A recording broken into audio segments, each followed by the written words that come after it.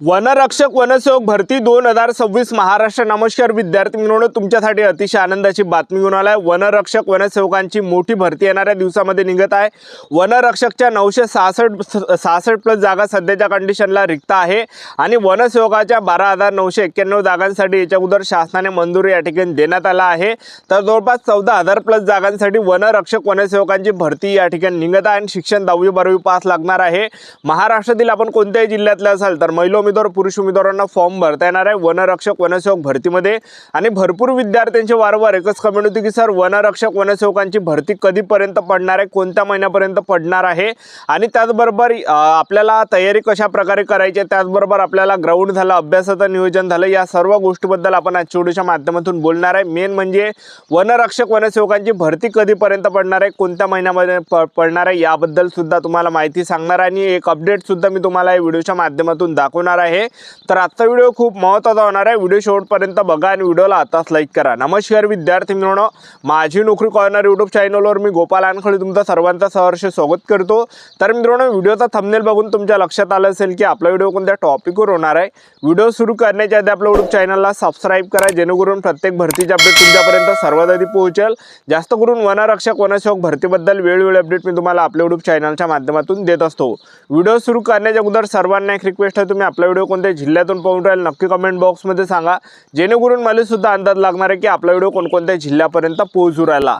तर बघा विद्यार्थी मित्रांनो, वनरक्षक वनसेवकांच्या जर आपण पाहिलं तर वनरक्षकमध्ये शिक्षण 12वी पास लागणार आहे, 966 प्लस जागा रिक्त आहे आणि वनसेवकांच्या 12,991 जागांसाठी याच्या अगोदर शासन निर्णय आला होता नवीन पद निर्माण करण्यासंदर्भात, ठीक आहे।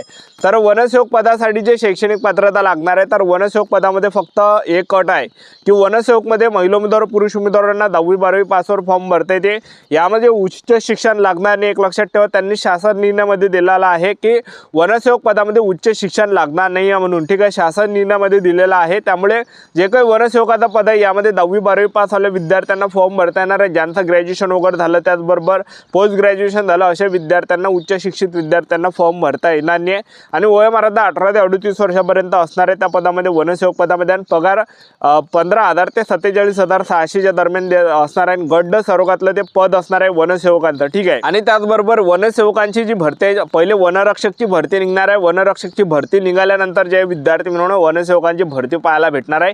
तर आधी वनरक्षकांची भरती निघणार आहे, त्याच्यानंतर वनसेवकांची भरती आपल्याला पाहायला भेटणार आहे।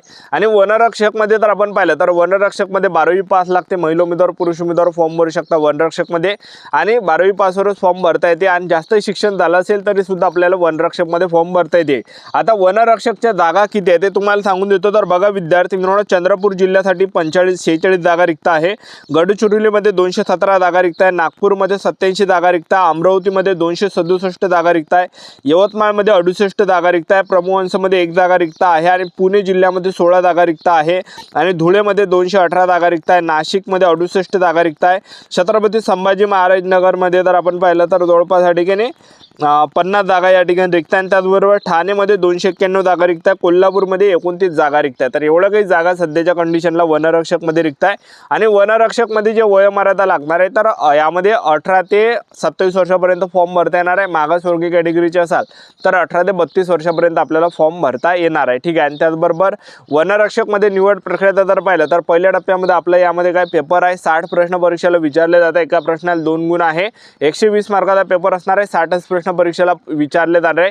तर बघा विद्यार्थी मित्रांनो, जनरल नॉलेजचे 15 प्रश्न परीक्षेला विचारले जाणार आहेत, बुद्धिमत्ता चाचणीचे 15 प्रश्न परीक्षेला विचारले जाणार आहे, मराठी व्याकरणचे 15 प्रश्न, इंग्रजी ग्रामरचे 15 प्रश्न, अशा प्रकारे 60 प्रश्न परीक्षेला विचारले जाणार आहे। एका प्रश्नाला 2 गुण, 120 मार्काचा पेपर असणार आहे, 60 प्रश्न परीक्षेला विचारले जाणार आहे। आणि पासिंगचा जर आपण विचार केला तर 60 पैकी जर आपले 27 प्रश्न बरोबर आले, कोणती कॅटेगरी असा SC ST OBC WS NTV open SBC SBC कोणती कॅटेगरी आपण पेपर पास राहतो आणि आपल्याला ग्राउंडसाठी बोलावलं जाते। आणि त्याचबरोबर 1.5 घंट्याचा पेपरसाठी टाइम भेटणार आहे, निगेटिव्ह मार्किंग नसते, टीसीएस कंपनी हा पेपर घेते।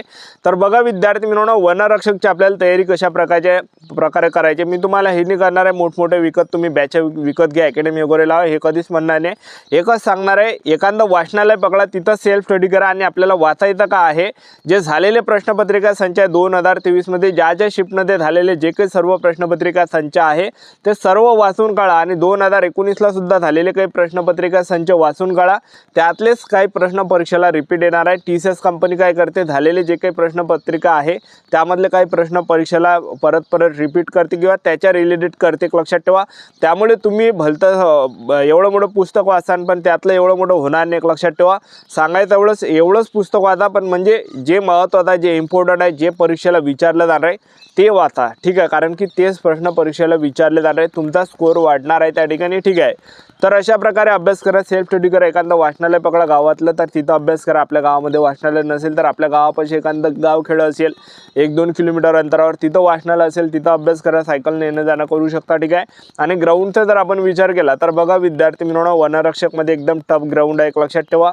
तर उंचीचा जर आपण विचार केला तर पुरुष उमेदवारांसाठी उंची यामध्ये लागणार आहे वनरक्षक भरतीमध्ये तर 163 सेंटीमीटर उंची पुरुष उमेदवारांसाठी लागणार आहे। महिला उमेदवारांसाठी उंची 150 सेंटीमीटर, छाती 79 सेंटीमीटर, फुगून 5 सेंटीमीटर भरली पाहिजे। आणि ST कॅटेगरीचे असाल तर 152.5 सेंटीमीटर उंची पुरुष उमेदवारांसाठी, महिला उमेदवार ST कॅटेगरीचे असाल तर 145 सेंटीमीटर उंची लागणार आहे। छाती 79 सेंटीमीटर, फुगून 5 सेंटीमीटर भरली पाहिजे। आणि वनरक्षक भरतीत आपण ग्राउंड पाहिलं विद्यार्थी मित्रांनो, वनरक्षकचं जे ग्राउंड आहे एकदम टफ आहे, लक्षात ठेवा। पुरुष उमेदवारांना 17 मिनिटांमध्ये 5 किलोमीटर मारायचे आहे।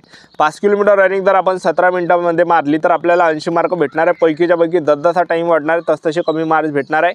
आणि महिला उमेदवारांसाठी 3 किलोमीटर रनिंग आहे 12 मिनिटांमध्ये, ज्या महिला उमेदवार 3 किलोमीटर रनिंग 12 मिनिटांमध्ये रनिंग मारणार आहेत त्यांना 80 मार्क भेटणार आहे। पैकीच्या पैकी जसा टाइम वाढणार आहे तसे कमी मार्क्स आपल्याला भेटणार आहे, लक्षात ठेवा, ठीक आहे। तर अशा प्रकारे यामध्ये ग्राउंड आहे। आणि हे ग्राउंड झाल्यानंतर जे विद्यार्थी मित्रांनो आणखीन आपलं 15-20 दिवसांनी एक टेस्ट आहे, ते पुरुष उमेदवारांना 25 किलोमीटर पैदल चाललं लागते 4 घंट्यामध्ये, महिला उमेदवारांना 16 किलोमीटर पैदल चाललं लागते 4 घंट्यामध्ये। अशा प्रकारे वनरक्षकची निवड प्रक्रिया। तर वनरक्षकमध्ये जर आपलं सिलेक्शन घ्यायचं असेल आपल्याला तर बघा विद्यार्थी मित्रांनो, एक तर पेपरमध्ये तुमचं जर समजा ग्राउंड कमी बसत असेल तर मग पेपरमध्ये चांगले मार्क घ्या, ठीक आहे। आणि तुमचा जर या ठिकाणी पेपर चांगला असेल तर या ठिकाणी तुम्ही ग्राउंडमध्ये कमी जरी मार्क घेतले पण पेपरमध्ये चांगले मार्क घ्या, लक्षात ठेवा। आणि तुमचा जर समजा या ठिकाणी ग्राउंड चांगला आउट ऑफ आहे आणि त्याचबरोबर पेपर कमी असेल तरी सुद्धा म्हणजे तुम्ही ग्राउंडमध्ये ते कव्हर करू शकता। पण सांगायचं एवढंच की बघा विद्यार्थी मित्रांनो, आपण ग्राउंडला या ठिकाणी 70 जरी मार्क घेतले तर भरपूर झाले। आणि त्याचबरोबर 70 मार्क तुम्ही ग्राउंडला घ्या आणि त्याचबरोबर 80-90 मार्क जे विद्यार्थी मित्रांनो पेपरला घ्या, तर डायरेक्ट सिलेक्शन आपलं होणार आहे। ह्या पद्धतीने तयारी करा। आता वनरक्षक भरती संदर्भात अपडेट आहे, तर अपडेट मी तुम्हाला सांगून देतो। तर बघा याच्या अगोदर वन मंत्री गणेश नाईक यांची मीटिंग झाली होती, तर मीटिंगमध्ये कोणता प्रश्न होता तर बघा वनरक्षक सरळ सेवा भरतीमध्ये 2023 मध्ये पेसा संदर्भात महत्त्वाचा निर्णय घेण्यात आला आहे। पेसा क्षेत्रातील माजी सैनिक प्रवर्गातील रिक्त राहिलेल्या पदांबाबत चर्चा, हे चर्चा त्या ठिकाणी बैठकीमध्ये झाली आहे। त्याचबरोबर रिक्त राहिलेल्या पदावर प्रतीक्षा यादीतील पात्र उमेदवारांना नियुक्ती देण्याबाबत सकारात्मक निर्णय झाला आणि त्यावर लवकरात लवकर कारवाई करण्याची सूचना दिल्या आहेत, एक लक्षात ठेवा। तर हा जो प्रश्न हा या ठिकाणी भरपूर दिवसापासून मार्गी लागला नव्हता, तर हा मार्गी या ठिकाणी लागत आहे। आणि मार्गी लागल्यानंतर जे विद्यार्थी मित्रांनो ऑक्टोबर महिन्यापर्यंत आपल्याला या ठिकाणी वनरक्षक भरती पाहायला भेटणार आहे। त्यामुळे आतापासून आपापल्या तयारीमध्ये लागा, अजूनही वेळ गेलेला नाही आहे। वनरक्षकची जी भरती ऑक्टोबर महिन्याच्या आसपास आपल्याला पाहायला भेटणार आहे। आपलं YouTube चॅनल सबस्क्राइब करून ठेवा, व्हिडिओ अपडेट देत राहणार। आजच्या दिवसात थांबतो, भेटूया नेक्स्ट व्हिडिओमध्ये। जय हिंद, जय भारत।